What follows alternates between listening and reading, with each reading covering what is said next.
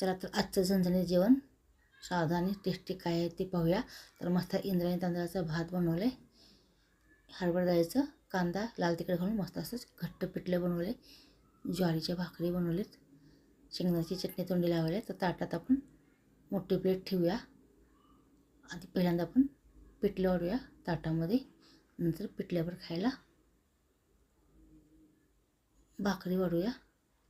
ताटामध्ये आपण प्लेटमध्ये भात वाढूया, नंतर भातावर साखर वाढूया, तूप वाढूया, नंतर दूध ओतूया गरम.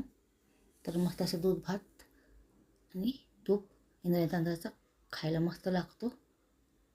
नंतर तोंडी लावायला शेंगदाण्याची चटणी आणि कांद्याची फोड ठेवूया. तर मस्त असं आपलं जेवणात ताट तयार आहे. तर आपण टेस्ट बघूया पिठल्याची आणि भाताची कशी लागते ते. तर मस्त झाले.